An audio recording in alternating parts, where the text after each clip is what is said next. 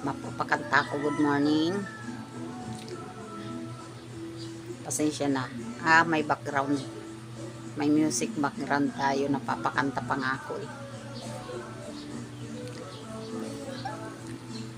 Naku, baka hindi naman, background lang yun. For today's video, pa-beauty naman tayo konti. Ano ba tong buhok ko? Talagang problema ko tong buhok ko eh. Nagmumukha akong lalaki sa buhok ko talaga kapag hindi ko inayos yung pagmumukha. Mumukha akong lalaki. Ay, may dumadaan. Nalilingat ako for today's vlog, mga friend. Teka lang. Ako ay anong oras na ba? Tingnan ko nga anong oras na ba ngayon. Uy, alas 10:24 na. Upload tayo.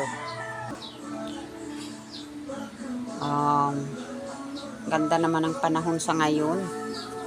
Maganda naman ang panahon sa ngayon. Itong mahirap na vlogger na ambisyosa. Hoy, lahat tayo nag-aambisyon. Kahit gurang na tayo, huwag tayong magpapatalo sa kung ano-anong problema natin sa buhay, di ba? Ang ambisyon nandyan lang yan, pupulutin, depende. Nasa atin lang yan, hindi naman yan binibili. O, di ba? Pag tumama sa bato yung ating salita, o di tumama tayo, swerte. Ganun lang yun, mga friend. Good morning. Dami kong sinabi, dito lang ako, magbablog lang ako. Sensya na kayo.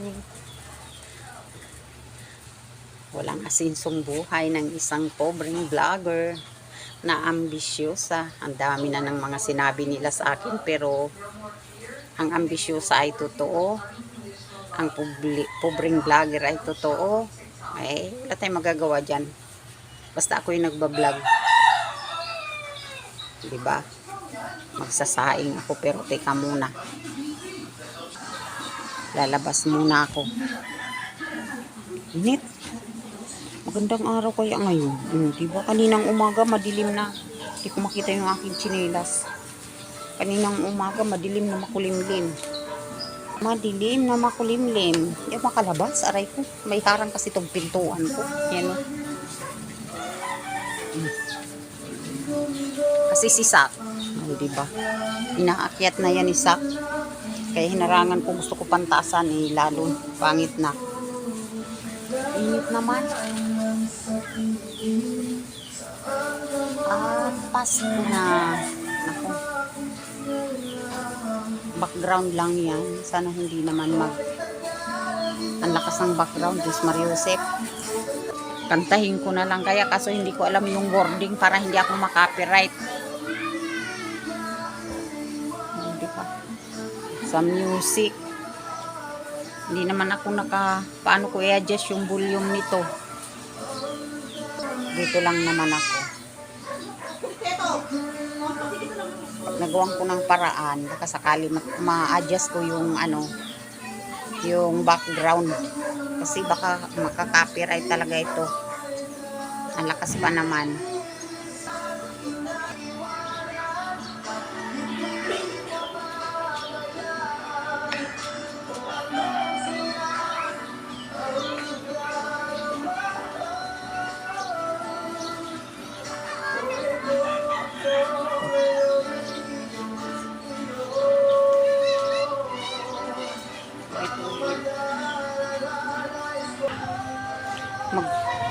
Magsasaing lang ako kung ano-ano pang aking nagawa.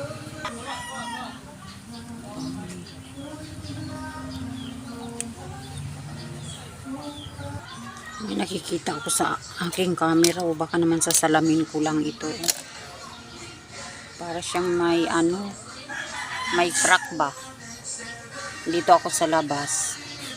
May nakikita kasi ako sa camera ko. Parang hindi ko alam kung na-crack siya, parang na-crack. Baka dumi lang ba? Diba?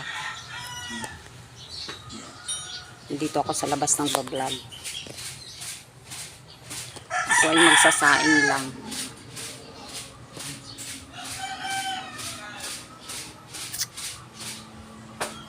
Ano ba sasabihin ko? Magsasaing na lang dapat ako pero magtatanim-tanim na ako dito. sa aking mga halaman. Tignan ako.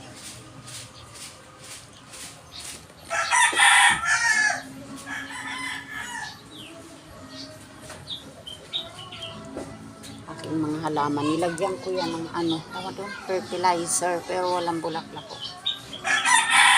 Sa isa-isa lang talaga yung kanyang bulaklak.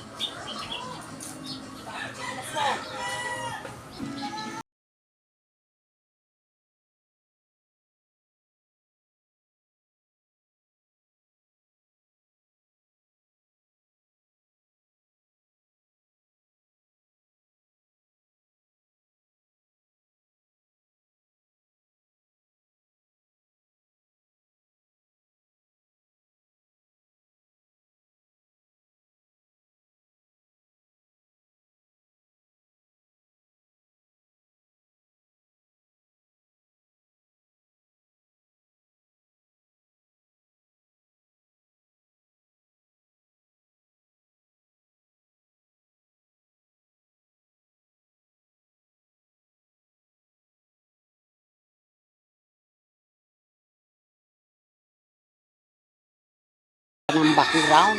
Naku, talaga oo. Tama na nga muna. Pasok na muna tayo sa loob.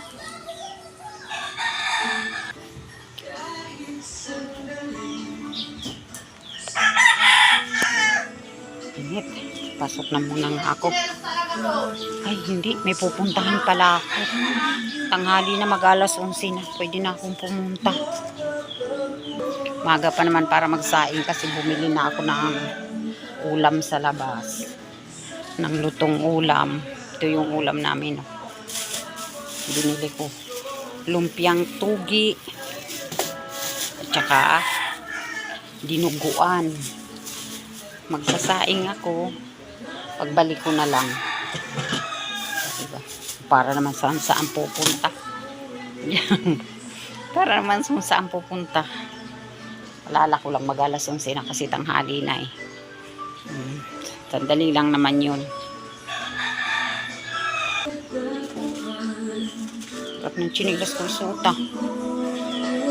Lakas talaga ng background.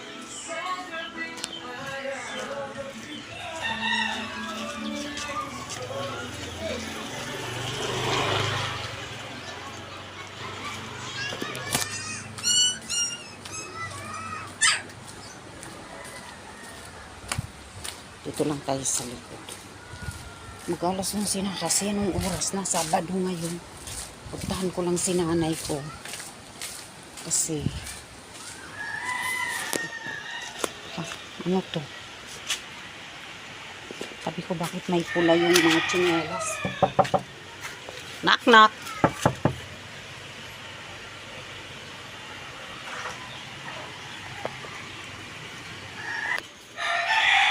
Dito tayo kay Lola. May nakasarado. Wala. Aray. May harang kasi yung aso. Punta tayo dito. Aray, pupulog ako. Ako'y mahulog.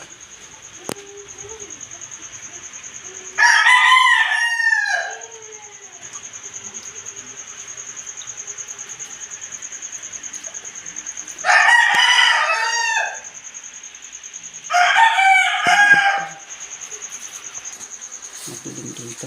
Uwi na nga ako. Natutulog pa. Uwi na ako. Diyan. Solve na lang yan na rin uligoy. Sige. Hindi, bukas pag baka tignan ko din. Pero ayaw niya daw maligo eh. Wala tayong magagawa pag ayaw niya maligo.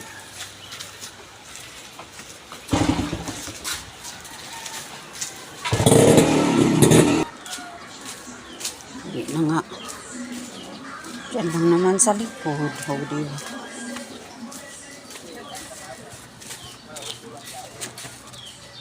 Kung magsasaing na.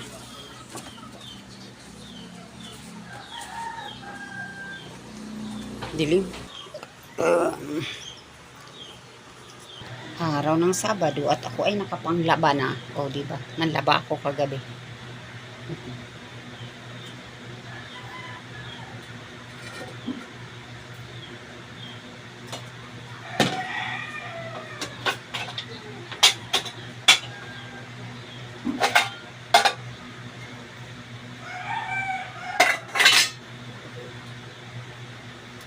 Tralaliyo, tralala, la, la.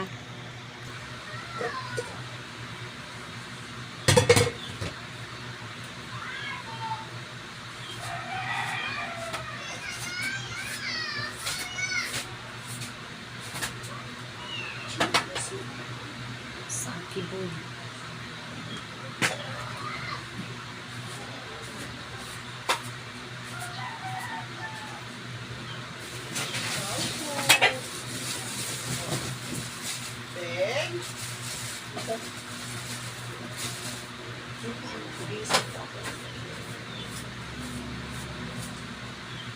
Ay, kumusta? Naglalaba? Opo, busy po. Ay, oo, talaga. Araw-araw ang gawain, hindi matatapos eh, no? Opo. Sensya na po. Siguro sa hapon, ano? Baka wala ka ng gawain sa hapon. Balik na lang kami. Next time na lang, te. Oo nga, pero sa hapon. Next week. Oo, pero sa hapon. O, sige, pwede. Sige, salamat, Bea. Sige. Dito na kami. Sige. Okay.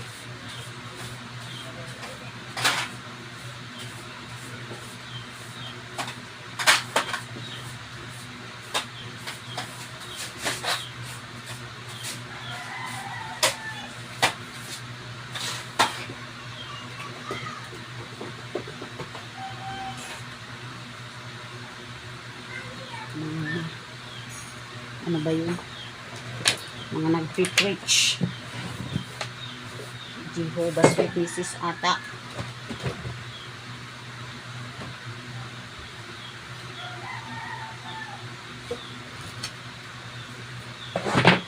Paano ba sasabihin parang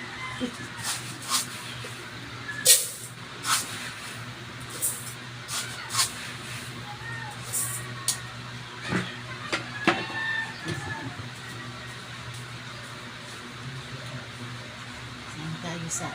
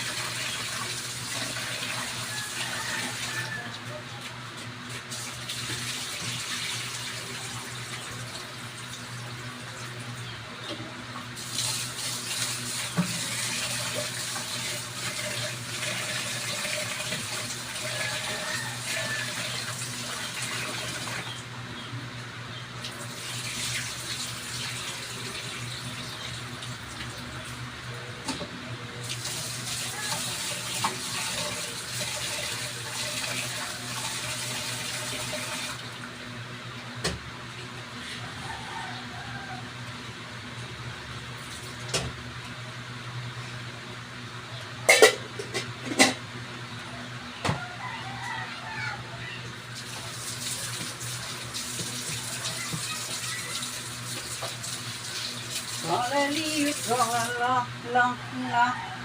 Tralali, tralala, la, la.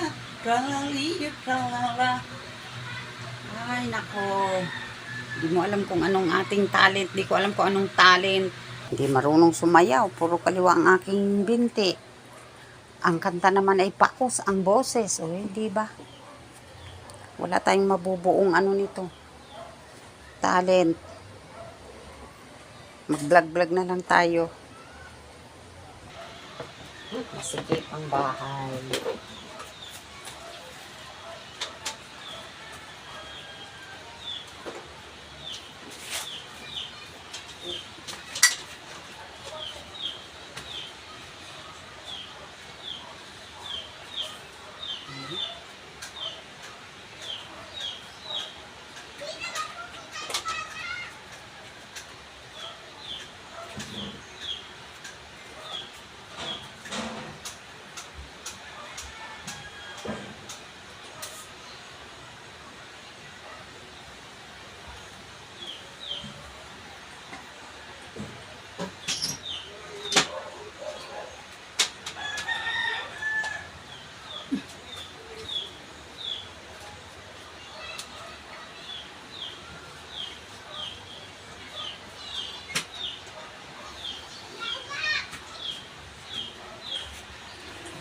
Ito lang. Araw-araw na gawain. Uy, may basura na ata.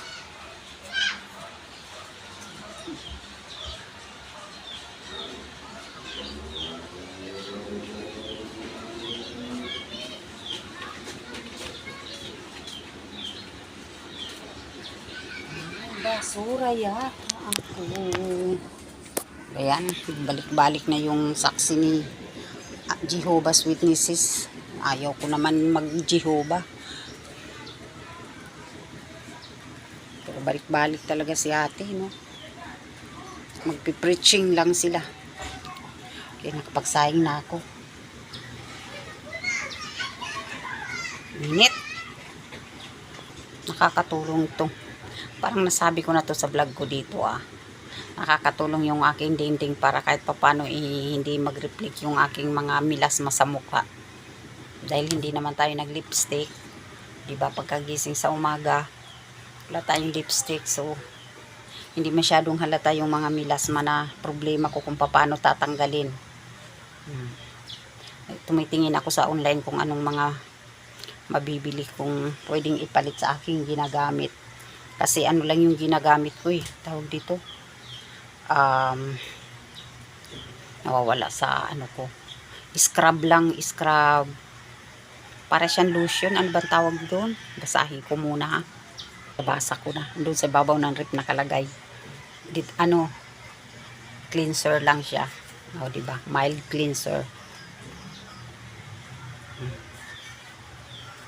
Diba? Kaya malaking tulong sa akin itong aking dingding. Hindi naman masyado halata yung mga milasma. Nababawas-bawasan na siya ng konti dahil sa cleanser, pero ang tagal ko nang ginagamit yung cleanser na yun. Hindi naman talaga totally natatanggal. So naghahanap ako ng ipapalit ko. Pero nagugustuhan ko siya. Next time na lang. Siguro gagawa ako ng isang video na ano ko siya, pero parang matagal ko na siyang ginagamit, pero gusto ko siya. Kahit siya ay para lang siyang lotion na cleanser na kung sa pwede sa katawan lang yung ginagamit, di ba? Sa katawan, sa balat sa katawan, hindi sa mukha kung talagang pero nabasa ko din doon sa online, pwede naman sa mukha. So siya yung pinagtsatsagaan ko. Nagustuhan ko siya Kaya hindi ko mapalit-palitan, pero naghahanap din ako ng pwedeng ipalit. At saka sa tulong na rin siguro ng aking dingding. Diba? Nakakahiya naman. Mahiya man ako syempre. Ang gaganda kaya ng mga vlogger dyan. Diba? Thank you for watching. Hindi naman tayo nakikipag-competensya. Sinasabi lang na kahit pa paano mahiya man, diba? Nagbablog tayo. Dito na muna nga ako. Thank you for watching. Walang oras na, alas 12 na, wala pa akong benta. Matumal pa sa patak ng ulan ang aking tindahan. Okay, thank you for watching. Sana may mag-subscribe bago kong channel. Diba? Meron akong 4K views. Yun lang ang medyo maganda-ganda. Pero wala pang subscriber sa channel na itong bago. Andun pa rin sila sa lumang channel, nakadepende. Bye-bye! Kumusta kayong lahat mga lodi ko, mga idol? Ito si pobreng vlogger na gaya-gaya. Nai-inspire lang. Diba? Pero may edad na tayo, so hindi na tayo dapat nag-i-expect ng kung ano-ano. Ito ay kaligayahan natin. Bakit nga ba napunta ako dito sa pagbablog ko? Nang bata pa ako, ang pangarap ko maging writer. Manunulat ba? Maging teacher, maging manunulat. Yun ang pangarap ko. Pero hindi ko pinangarap na maging director, na maging artista. Diba? Pero aywan ko, itong pagbablog lang ang aking pinagkakasiyahan sa ngayon. Kahit papaano relate pa rin siya sa pangarap ko, di ba? para ka na ring nagsusulat habang gumagawa ka ng video. Siguro mga grade 5 ako noon. Maalala ko na ikwento ko na rin dito. Di ba? Sabi ko gusto ko talaga maging manunulat at meron akong maliit na Islam book na nagsusulat ako doon. Di ba? Meron akong kung ano-anong mga sinulat doon sa Islam book ko na yon. Tapos sabi ko, paglaki ko, pagtanda ko, gusto ko maging manunulat. Hindi naman ako naging manunulat at hindi naman nawala yung mga pangarap ko, napagod sa pag-iisip sa trabaho, sa pag-aaral. Di ba, nakakapagod mag-aaral, alam ko. Di ba, lalo na kapag yung pag-aaral ayaw pumasok sa utak mo. Hinak ko. Talaga naman maalala ko nung elementary pa ako na kahit anong gawin ko hindi talaga pumapasok yung tinuturo ni teacher sa utak ko. My goodness, ganon. Ano pa kaya kung college ka na, may degree ka nang pinapasok, diba? Kaya alam ko rin naman yung pero sabi ko nga, itong aking pagbablog, inspirasyon ko lang dito kasi yung aking pangarap noon, maging manunulat. Para na rin akong nagsusulat. Okay, thank you. Dito na lang muna nga. Thank you for watching. Subscribe!